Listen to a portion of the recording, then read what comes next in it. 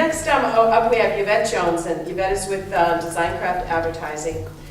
She worked as a copywriter in New York and then began specializing in small business advertising when she moved to Madison in 1984. Her agency, Design Craft Advertising, has concentrated exclusively on the marketing needs of locally owned businesses for over 20 years. She's one of the keystones of marketing in relationship to Buy Local, the Think Buy Local. She's a very important part of their success, where she serves on the board and is chair of the marketing committee, right? Co-chair. Co-chair, thank you. So Yvette, should small businesses advertise in slow economies, and how should they do so effectively? I know Damon mentioned it, so perhaps you can shed some light on that for us. Given what you've heard so far, I'm just curious, how many people think I'm going to say you should advertise in a slow economy? Very good, you win. And of course, that's what I'm going to talk about. So, how can you advertise effectively in a slow economy? Well, pretty much it's the same way you would advertise effectively in any economy. I like to think of advertising as education. At Design Craft, we say what we're trying to do. We do advertising with a conscience, and what we're trying to do is redeem the good name of advertising, because most of us view advertising and marketing as somehow trickery that's trying to get us to buy something we either don't really want or don't really need. And at its best, advertising is education. It's education that allows the consumer to make a wise and satisfying choice. So, given that, what I'd like to see everyone do, especially in a slow economy, is advertise very effectively, and to do that, you look through what you're already doing and go through what I call a 5-step advertising tune-up. I have copies of the 5-step advertising tune-up. They're outside on the table, and they're also on the Design Craft Advertising website if you'd like to get copies yourself. But I'm going to run through it briefly with you right now. And as we go through, try to think of your own advertising and how you could maybe hone things a little bit more so that your advertising can really reach those people you need to reach, which is, by the way, step 1. Define your target audience. Especially in a market like today, you want to make sure you are reaching the audience that wants and needs your product. In order to do this, look at the people who are coming in your door right now. Those are a good match for your product, those people and others like them. So what you want to be doing with your advertising is reaching out to expand the customer base to other people exactly like the people who already value your product. A lot of times clients come into me and have a dream client in mind. Oh, we really want to reach this person. If that person isn't already coming in your door, this is probably not a good time to go after them because they're probably not your primary target audience. Step 2, define your unique selling proposition.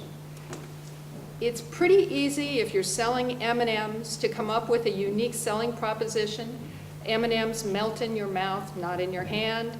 And, you know, it's one product, pretty easy to sell that.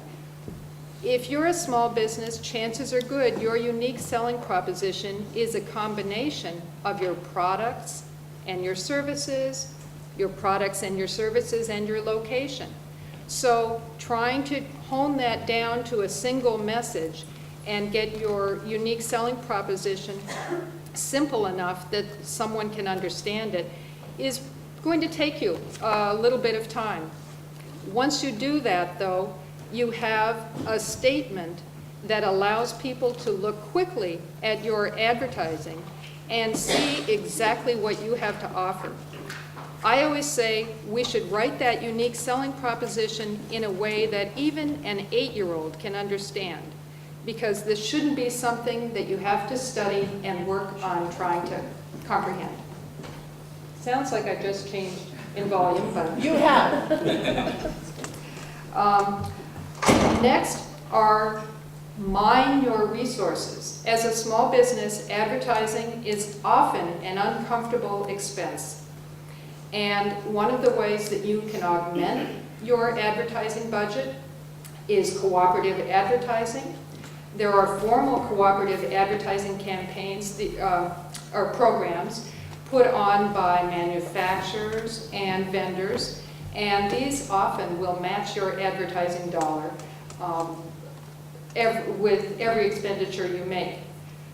Even if your vendor or manufacturer doesn't offer this kind of opportunity, you want to talk to them about informal programs. There's no better time to mention this to a manufacturer than when you're introducing a new product. And you say to them, you know, Madison has never heard of X product. If you could help me market this product, I really feel like we could reach more people. And often you can have an informal program in place with a vendor. Also, look for other ways to augment your advertising budget. Obviously, you know, press releases, but also complementary programs that you might work out with businesses around you, using resources like Dane Buy Local or other organizations that offer group advertising opportunities, and piggybacking on events or seasons that would naturally lend themselves to your business are all great ways to make what could be a small ad campaign larger. Next, design your ad so that it simply states your unique selling proposition and yet looks familiar enough that people recognize your brand.